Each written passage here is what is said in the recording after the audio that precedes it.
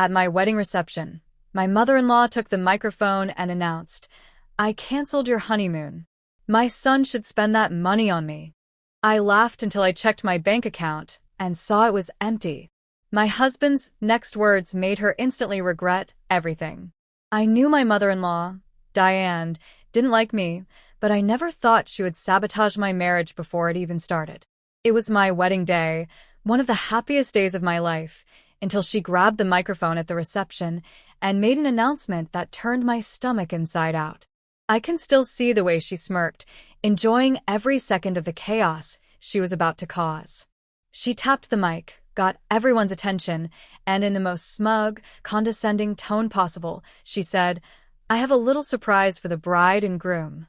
I decided to do something special for my son because he deserves the best, so I went ahead and canceled their honeymoon." The entire room went silent. I laughed at first, thinking it was some kind of sick joke, but then she kept talking. She looked directly at me, her smile growing wider. "I mean, why waste all that money on a trip when my son has real responsibilities? That money is much better spent on family, on me." A few guests laughed nervously, waiting for someone, maybe my husband, maybe me, to say it wasn't true. But then I felt my stomach drop. I glanced at my husband, Jake, expecting him to be just as confused and horrified as I was, but he just stared at his mother, his jaw clenched, his hands gripping the table so hard his knuckles turned white. I knew in that moment that this wasn't a joke. My heart started pounding. I reached for my phone under the table and quickly opened my banking app, my fingers shaking as I logged in.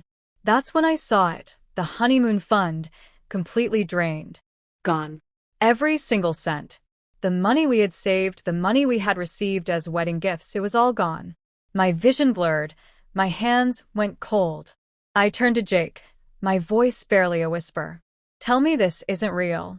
He exhaled sharply, grabbed his own phone, and checked his account. His face darkened. "My account is empty," he muttered. Diane was still standing there, waiting for applause like she had done something generous. I wanted to scream. I wanted to throw my drink in her face, but before I could even process what was happening, Jake stood up, and what he said next made Diane instantly regret everything. My hands were ice cold, my stomach twisting in ways I had never felt before.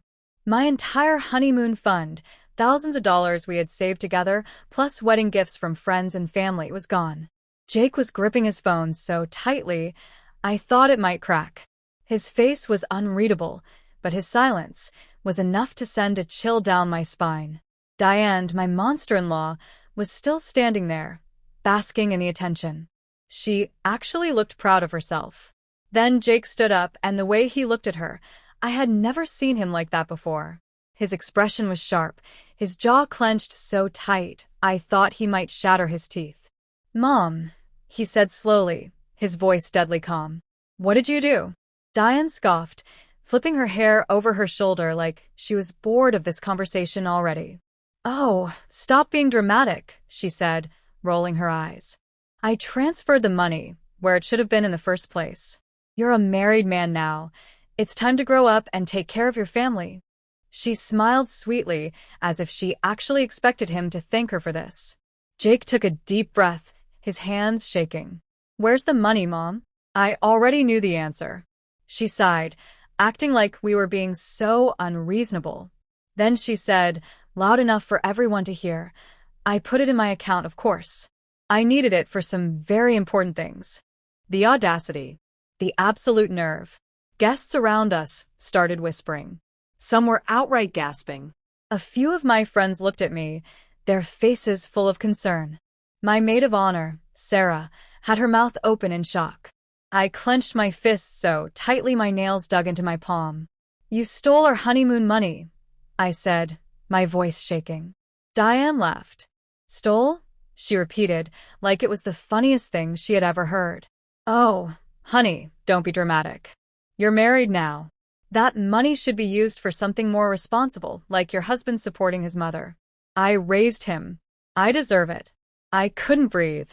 I was so angry my vision blurred. Jake, however, didn't blink. Instead, he pulled out a chair, sat back down, and leaned forward with his elbows on the table. His voice was deadly calm when he said, "Mom, I want you to tell me exactly what you spent our money on." Diane beamed, as if she thought she was winning this. "Well," she said, counting on her fingers, "I paid off some of my credit card bills. Then I put a deposit on a new car. You know, I've been wanting that luxury SUV for a while. And oh, I booked myself a little vacation, a cruise, actually. You'd be so proud of me. Honey, I got the penthouse suite." She said it so casually, like she hadn't just committed financial betrayal. Jake exhaled through his nose, his fingers tapping against the table. Then he did something that shocked me. He smiled. But it wasn't a happy smile. It was the kind of smile you see in movies right before everything goes to hell. "That's great, Mom," he said slowly. "That's really, really great." Diane hesitated. What do you mean?" Jake leaned forward. "I mean it's great that you spent money that wasn't yours. Because you know what that means." The room went silent.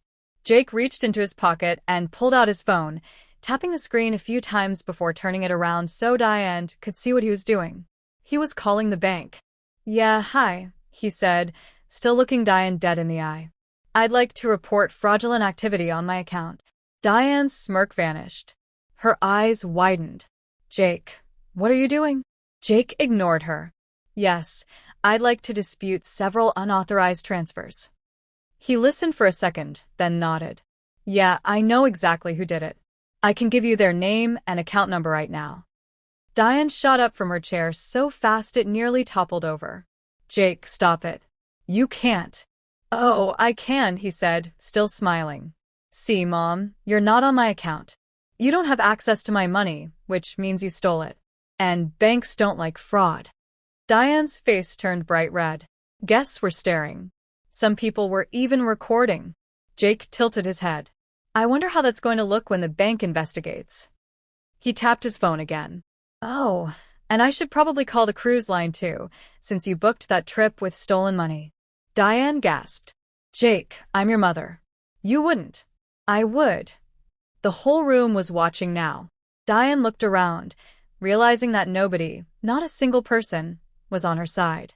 I could see it in her face, the slow dawning realization that she had completely screwed herself. But Jake wasn't done yet. He turned to me, took my hand, and squeezed it. Then he looked back at his mother. "By the way, Mom," he said. Diane swallowed. "What?" Jake grinned. "You remember that prenup you told me not to sign? The one you said was insulting and a waste of time." She blinked. "Of course."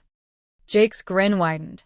"Well," he said, "I signed it anyway." Diane froze. I actually thought she might faint. Jake shrugged. "And guess what? One of the conditions is that all our accounts remain separate." Which means, he gestured toward my phone. "You didn't just steal from me. You stole from my wife." The color drained from Diane's face.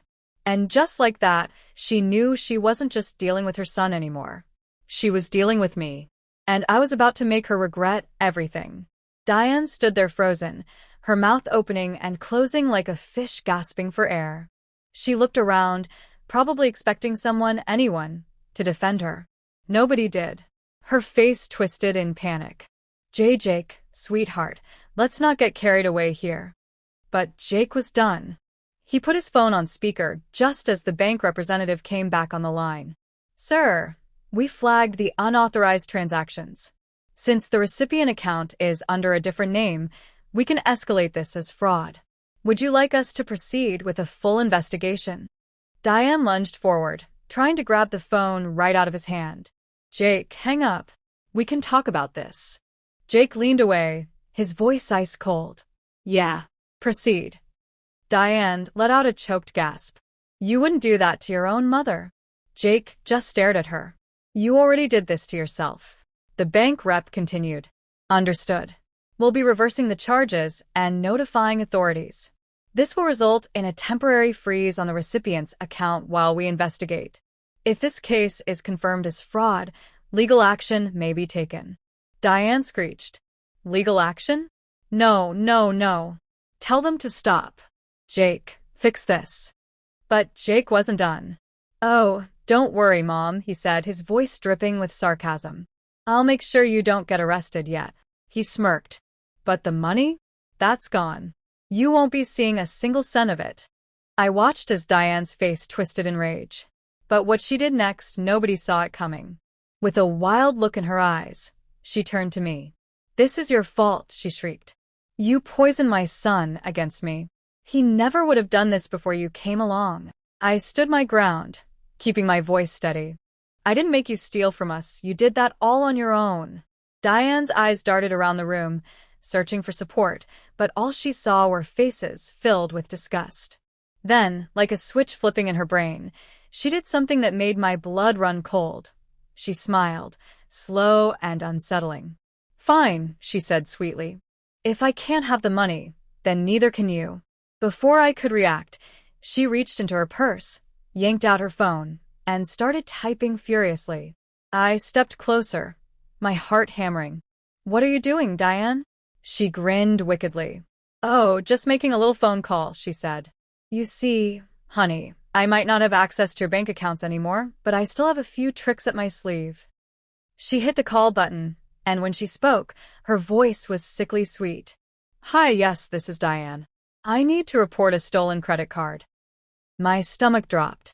I knew exactly what she was doing.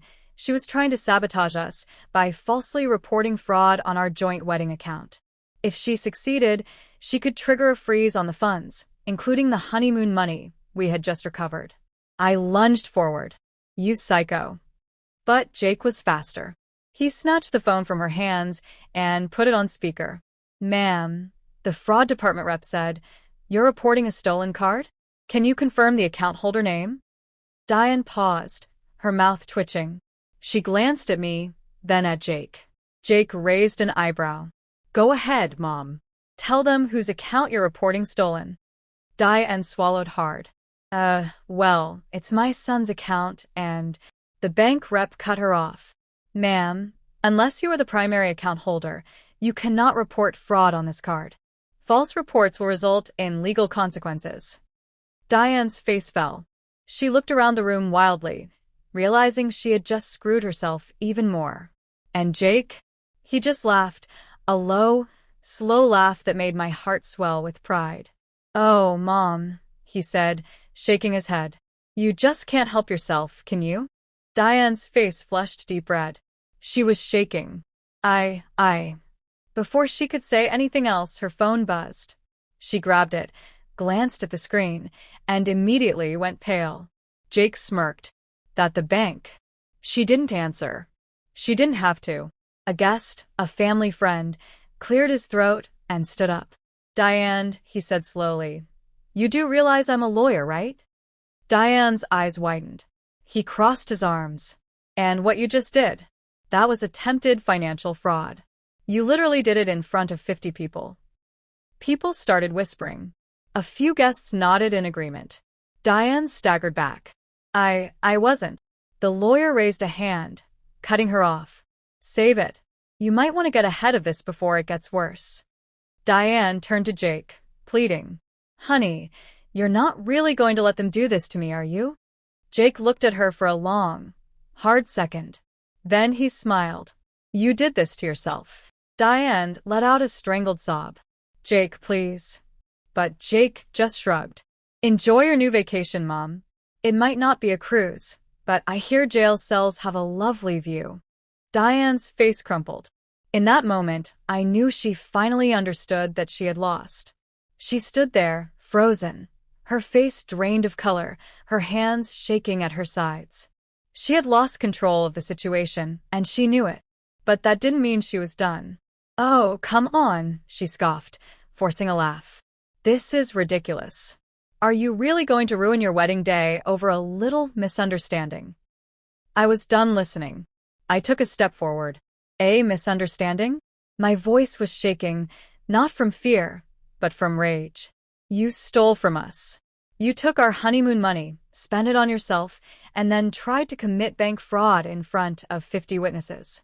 That's not a misunderstanding. That's a crime. Diane's fake smile twitched. But I wasn't finished. You keep acting like we owe you something. Like your son's money, our money, belongs to you. But guess what, Diane? I tilted my head. It doesn't. A few guests clapped. Diane snapped her head around, glaring at the people who dared to support me. But she wasn't just losing control of the night. She was losing control of her son. Jake folded his arms. You know what, Mom? He let out a sharp breath. This is actually the perfect time to tell you something I've been holding back for a while. Diane stiffened. What? Jake didn't look away. I've been done with you for a long time. The only reason I still spoke to you was because I thought, stupidly, that you could change. But you can't. And after tonight, I'm officially cutting you off. Diane's eyes bulged. You don't mean that. Jake's voice was firm. I do. Diane gasped like he had just slapped her. The room was silent. People were watching, waiting to see how this would end. Jake turned to me, took my hand, and kissed my fingers. Then he faced Diane again. You took our money, he said. So now, I'm taking something from you. Diane swallowed hard. You don't have a son anymore. A few people audibly gasped. Diane's entire body shook. You don't mean that, she whispered. Jake didn't flinch. I do. After tonight, I want nothing to do with you. No calls. No visits. No texts. If you ever try to contact me or my wife again, I'll file a restraining order. Diane's breath came out in short, panicked gasps. No. Jake, you can't do this. I'm your mother. I raised you. Jake's expression hardened. And you just showed me exactly what kind of mother you are. Diane cracked.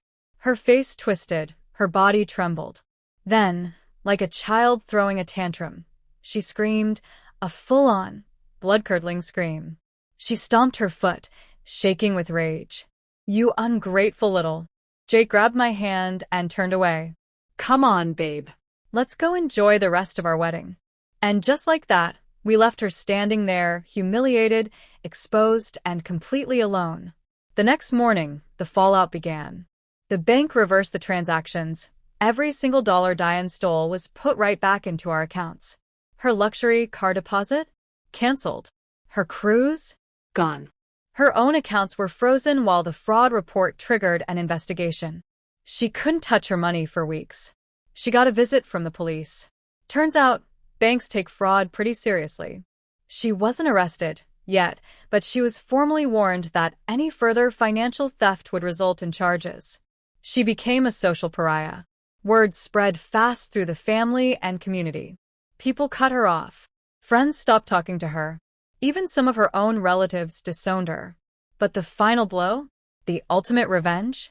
3 months later, Jake and I finally went on our honeymoon, a fully upgraded, first-class trip to Greece. Paid for entirely by wedding guests who despised Diane so much, they sent us extra money just to spite her. We posted photos. Lots of them. And Diane? She saw every single one. According to one of Jake's distant cousins, she cried about it for weeks. Diane lost everything that day, her son, her reputation, her control. And the best part? She did it all to herself. Jake and I, on the other hand, have never been happier. We're building a life free from her toxicity, and we have zero regrets. Because at the end of the day, the best revenge is living well. And Diane? She'll have to live with the consequences of her own actions forever.